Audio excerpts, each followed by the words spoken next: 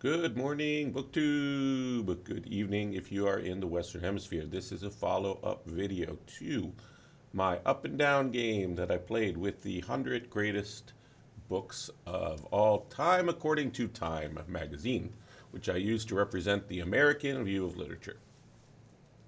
You got to choose a list. So that's the one I found. All right, so this is the British version from The Guardian, 100 Greatest Novels of All Time. We're going to see how many I move up, how many I move down. This is inspired by the website Ranker that I used to be obsessed with, where you can move each little entry in these long lists of various, fun things to look at, make lists about. Move each thing up or down one spot. So we're going to either move them up, move them down, or leave them where they are, which is what I'll do if it's something I haven't read, which came up quite a few times, more than I'd like in the time list. So without further ado, let's get right into it. The top of the list, number one, is Don Quixote. I can already tell I'm going to resonate more with this list. Don Quixote is my favorite novel. It is at the number one position.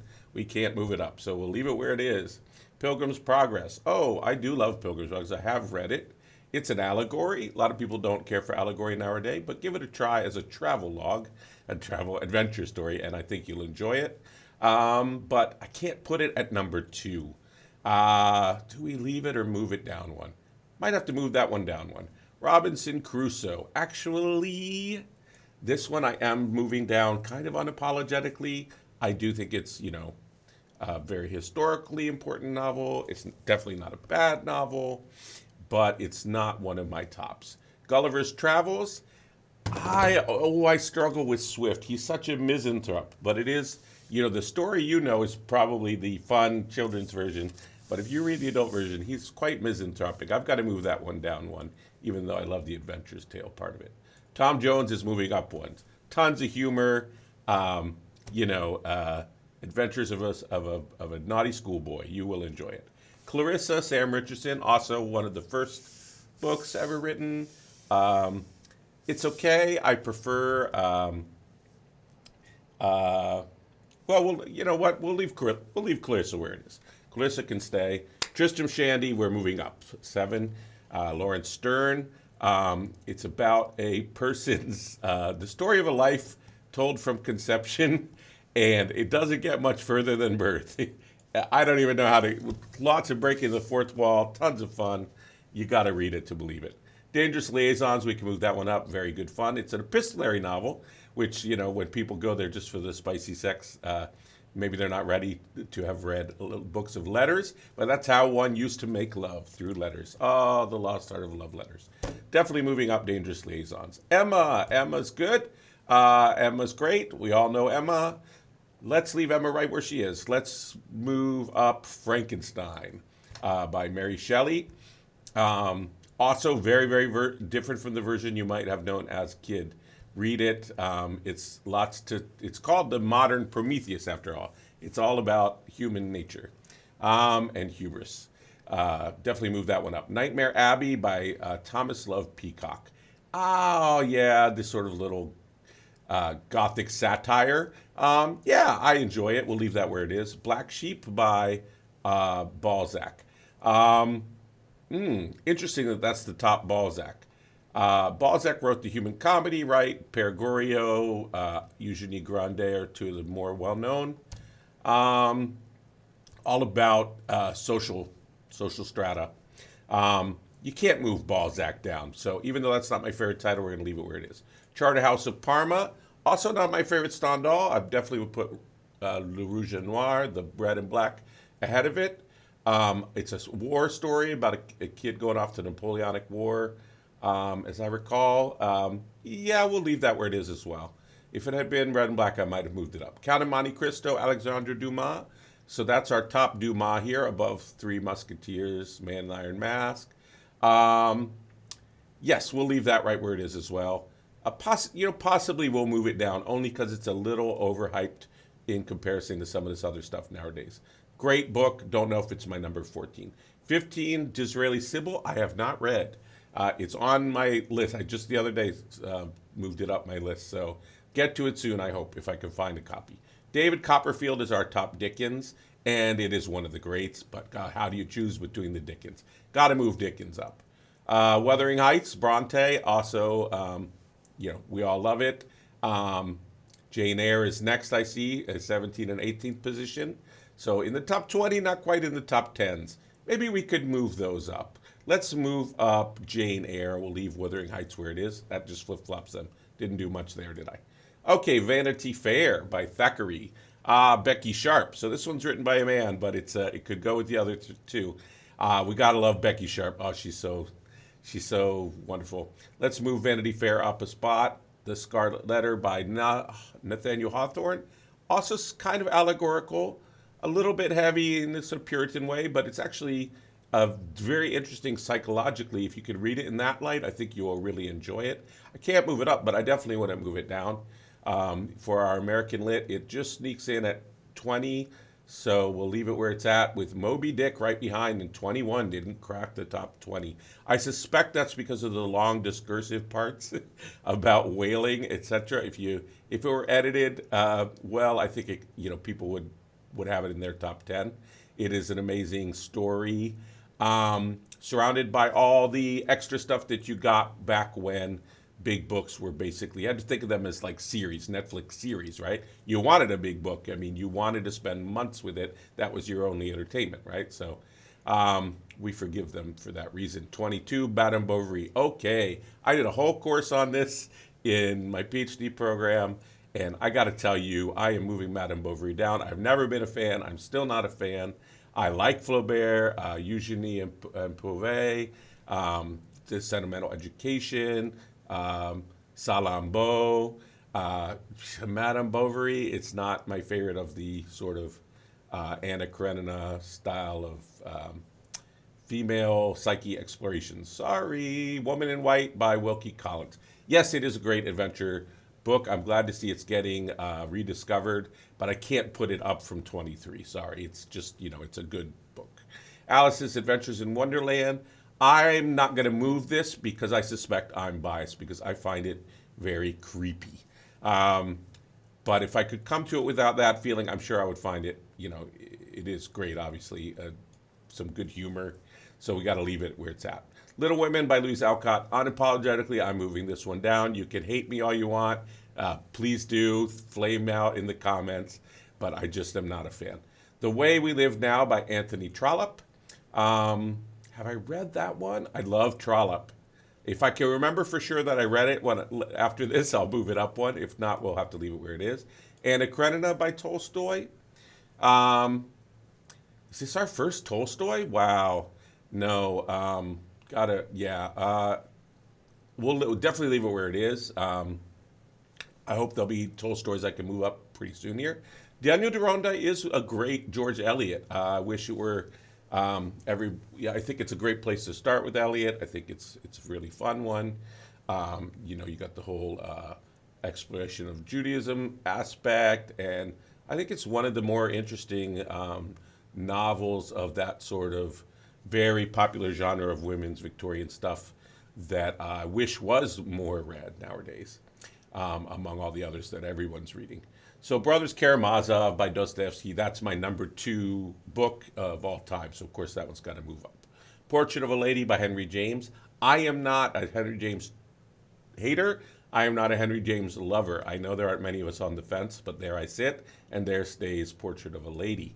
Huckleberry Finn, not my favorite Twain. I love Pudd'nhead Wilson, which is a fascinating discourse on race where it's a spectrum and people are confused. Two babies are swapped. It's got fingerprints in there for the first time, Siamese twins. It's full of good stuff. But Huck Finn is yummy. It's got to be moved up from 31. I can only think people are putting it down there because he dares to portray people's language as they would actually have used that language. And people can't seem to discern between what characters are saying and their authors are saying. So Twain, Finn, got to move that way up. Got to be in the top 10. Dr. Jekyll, Mr. Hyde. I don't love this as much as a lot of people. I'm glad to have a Stevenson there. He's maligned, unfortunately, but he's fun, adventure. I'm not a huge fan of horror stuff, so I think that's probably why it's not my favorite. So we'll just leave it where it is, though. I'm not going to move it down on y'all. You know what? I am going to move it down one because I'd rather you be reading other Robert Louis Stevenson. Three Men in a Boat, Jerome. Yes, very funny. Move that one up. Portrait of Dorian Gray. I love Wilde, but I love the plays. Portrait of Dorian Gray, interesting allegory, psychological study. Again, those two are two sides of a mirror. But I got to move it down one. It's not, it's overhyped. Sorry. I like it. It's just overhyped. Diary of a Nobody, Grossmith, I've not read, so I've got to leave that one where it's at. Jude the Obscure, definitely, that's a hardie we can move down for sure. Riddle of the Sands by Childers, Erskine Childers. This is a spy thriller, it says. I have not read it, so I have not even really heard about it. So I got to check that out later on, but we're going to leave it where it's at for now. Call of the Wild by Jack London. Oh, you all love your dog stories, your adventure stories. I like Martin Eden. Jack London was a flaming communist, and they need to teach you that when they teach you these adventure stories in high school or middle school. Call of the Wild, not my favorite, but I'm not going to move Jack London down. For the good of the commentator, I'm going to leave him where he's at. Nostromo by Joseph Conrad. Interesting, that's our top Conrad. Well, I love any Conrad almost. So I will move him up one. Wind in the Willows. Oh, read this when I was little. Children's classic. Animals, I mean, if you haven't read this, you've got to read it. It's not as well known in the States. It's Kenneth Grahame is the author, and we've got to move that one up. In Search of Lost Time by Marcel Proust. I am a hater. It is, to me, just society gossip with a vague veneer of philosophy to it. I'm just not a fan. I can take it in small doses, but it comes in huge doses, so I've got to move it down. Now, D.H. Lawrence, I get what when people don't like D.H. Lawrence. It's funny, Portrait of a Lady Chatterley's Lover is not up here higher, but anyway, but The Rainbow is one that I like, so we're not going to move it up, but we'll leave it there. Good Soldier by Ford Maddox Ford. I find it, I don't know if this is ever labeled naturalism, but that's kind of was my reading of it, and I'm not a fan, so I'm going to move that one down one. 39 Steps is an adventure story, a fine one. It's at 44. I can't have it in my top 50. Got to move that one down. Ulysses by James Joyce. Again, I'm not going to say The Emperor Has No Clothes. It's definitely a fun puzzle. I don't think anyone reads it as a sort of fun read. I mean, it's before he goes totally down the rabbit hole. But, I much prefer, Dubliners to Ulysses. So we got to move Ulysses down. No apologies. Mrs. Dalloway, not my favorite Virginia Woolf. Oh, I wish it were, Room of Her Own, or got to move Dalloway down one. Passage to India, Forrester, move him up. I enjoy travel literature generally, and I like Forrester. Voice, The Great Gatsby by F. Scott Fitzgerald. I would put that in my, top Americans. It's way down from the top ones we had. So I'm not going to put it in the top 20 of all literature, however. It needs to be higher than 48, so we got to move that one up. On the Road never makes these lists. Shame. The Trial. Okay, here's our first Kafka, I think. We got to move Kafka up. Fascinating, existential, creepy, but in a way that doesn't creep me out. But for those of you who like creepy, check it out. Men Without Women by Hemingway. Wow, this is the Hemingway they choose. Well, it's short stories, so I'm sure I've read some of them. I have to go check the actual titles, but I'm not going to move that one up. If it were another Hemingway, like, Farewell to Arms or For Whom the Bell Tolls or something, I would move it up. Journey to the End of the Night by Celine. Yes, this one needs to be, it's just at 51. It needs to be in the top 50, so we're just going to move that one up one. As I Lay Dying by Faulkner is my favorite Faulkner, all the different voices. It's a little bit demanding in terms of,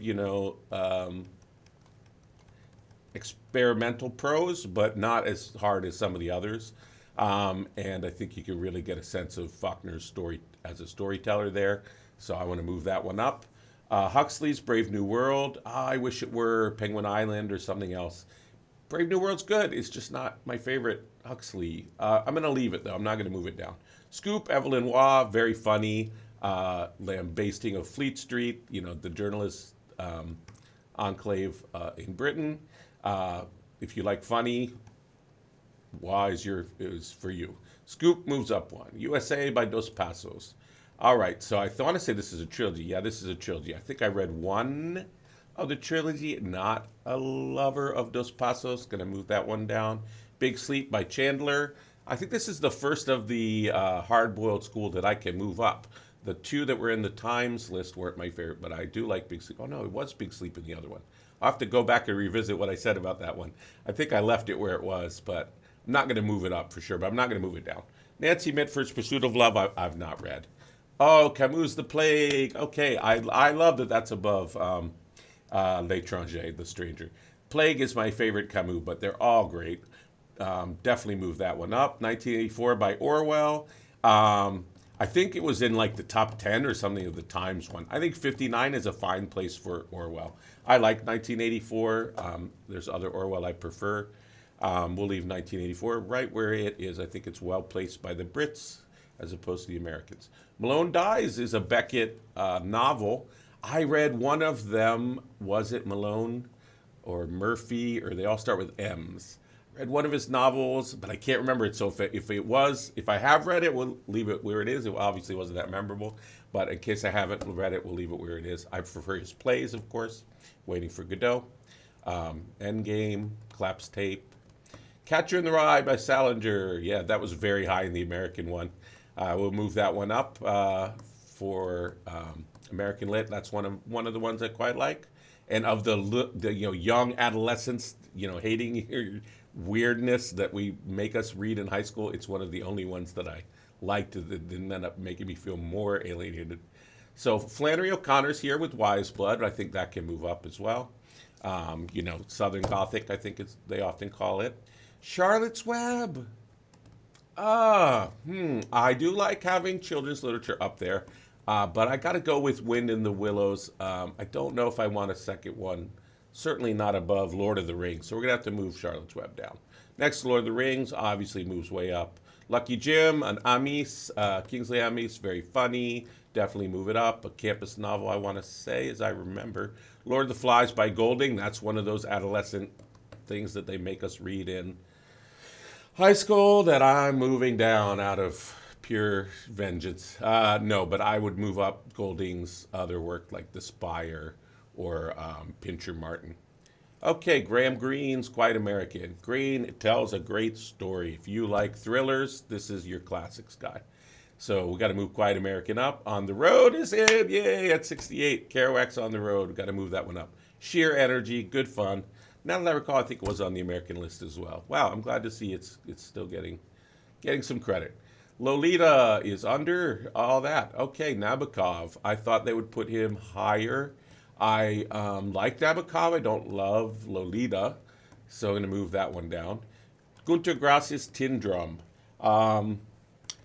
Of all the German, Grass, Mann, Boll, Nobel laureates to be there, the first we get at 70 is the Tin Drum. Well, I want them there just because they deserve that spot, but Tin Drum's not my favorite. Rabelaisian is called here, which is, funny as Rabelaisian, and intricate. You know what? Let's move it up. Okay, Things Fall Apart by Chinua Achebe. African Lit on the list. Got to move that one up. Although my favorite of his is, I've read two others. I like Arrow of God best, I think. Prime of Miss Jean Brodie by Muriel Spark. Yes, in fact, I have oh no, not her. I have a upcoming video on someone else. But anyway, we'll leave Miss Brodie where she's at. To Kill a Mockingbird, Harper Lee. That was very high in the American list. It's very low in the British list. I think it deserves to be higher. We'll move it up. Again, as I was saying, I think that the way that Harper Lee manages the trial story mixed with the kid coming of age stuff to meshing those two together is not an easy thing to do. A lot of people have done it poorly. I think Harper Lee does it well. So I want to move that one up to honor that. Catch 22, Joseph Heller, very funny, but also chilling, philosophically and psychologically interesting. And we need more and more anti-war works in our top 100. So let's move that one up. Okay, the top Saul Bellow on this list is Herzog, and also very low. Bellow needs to be higher up these lists, y'all. I don't know why Bellow is starting to be forgotten. One of our great American Nobel laureates, although he's actually Canadian. All right, 100 Years of Solitude. Wow, very low at 76. Gabriel Garcia Marquez, another Nobel laureate from Colombia. You really love Malaora and some of his other works. Death Comes for the Colonel, the Autumn of the Patriarch, the Generals, Waits in the 11th. I can't remember, but a lot of old men reminiscing stories that I prefer to 100 Years of Solitude. But I love 100 Years of Solitude, so we're not going to say anything. But yeah, I wish The Love of Cholera was on these lists as well. So got to move that one up. Elizabeth Taylor. I hope that's not the actress, unless she's also secretly a great writer. It's not impossible. It doesn't often happen that way. This is called Mrs. Palfrey at the Claremont. I've not even heard of it, so we're going to leave that where it is. Le Carré. The top one in this list is Tinker Tailor's Soldier Spy. The other list, I think it was, I can't remember, but we'll leave that one where it is. I like it. We'll move it up, actually. We don't have too much, thrillers in the list, so we want to honor that, put it a little bit higher. Although our Toni Morrison is below it. Wow, that's amazing. Although I like that this one chose Song of Solomon over Beloved in the American list. So Song of Solomon is my favorite Toni Morrison, and I want to move that one up for sure. Should be, top 20, definitely top 10, maybe. Bottle Factory Outing, Barrow Bainbridge, a macabre comedy. Sounds like I want to live it, read it, but I have not read it, so we got to leave it where it is. Executioner's Song by Thomas Mailer. Have I read this? I like Mailer as a personality a bit more than I do as a writer. I don't think I've read it, so I'm going to have to leave it. If on a Winter's Night, a Traveler, Italo Calvino, one of my all-time favorite authors. Baron in the Trees is my favorite. Read that if you want. Cosmic Comics. What else? So this is the one that's usually Invisible Cities. This On a Winter's Night, a Traveler is what's usually on the list, and that's fine. It's a really great one too, so move that one up. V.S. Naipaul's Bend in the River. Want to move that one up as well. I think the other one was House for Mr. Biswas. There's also, anyway, there are other Naipaul's I prefer, but let's move that up, in fact. I love Naipaul. Waiting for the Barbarians is the Coetzee that I'm glad to see instead of, what's it called? Not Despair, Shame. I've blocked it from my mind because I don't care for it, and BookTube is in love with it. The Coetzee that everyone's in love with, I don't like. I wouldn't even put in the top 100. You can hate me in the comments. But I do like Coetzee in general, and Waiting for the Barbarians is fine. We'll leave it where it's at. Marilyn Robinson's Housekeeping. Again, I can't remember if I've read it. I've forgotten it, so leave it there. Alasdair Gray, a seething version of Glasgow. It's called Lanark, and I've not read it, so let's leave that there. Paul Auster's New York Trilogy. Oh, yeah, this is amazing stuff. City of Words, something like that, is one of the best graphic novel interpretations I've ever seen. Gotta leave it where it is. It's good, but it's fine where it is. BFG, okay, Roald Dahl is creepy. I just can't get past it. I'm so sorry. And James the Giant Peach should be in instead of BFG anyway. That's probably just recency bias that's even there. Gotta move that one way down. Wow, I was gonna do the periodic table, a video on it by Primo Levi, but I thought, nobody knows or cares about this book anymore, but here it is. So we gotta definitely move that one up.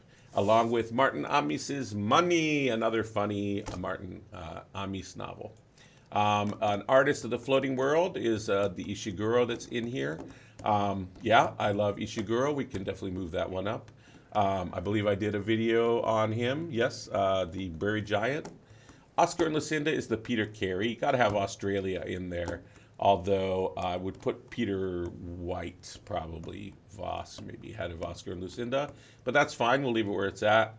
I wish Carrie Hume for New Zealand would get in. She's amazing. Bone People, I think it's called. Oh, I love Malone Kundera. Book of Laughter and Forgetting. Wow, it's interesting they chose that over Unbearable Lightness of Being. So we'll put that one up. Haroon and the Sea of Stories is the Rushdie they have here instead of Midnight's Children. We got to move that up because Rushdie's amazing. Elroy, here's another hard-boiled, or is he hard-boiled? Anyway, L.A. Confidential did an amazing movie version. Don't know if I've read the actual book, so we'll have to leave it. Angela Carter's Wise Children. Y'all are gonna hate me, but I know it's right in my wheelhouse. I should have read it, but I've not read it. It is for me, so I will read it as soon as I find a copy. I'm not gonna read or advance in McEwen's Atonement, however. Not a fan. Sorry, going down. Northern Lights by Pullman.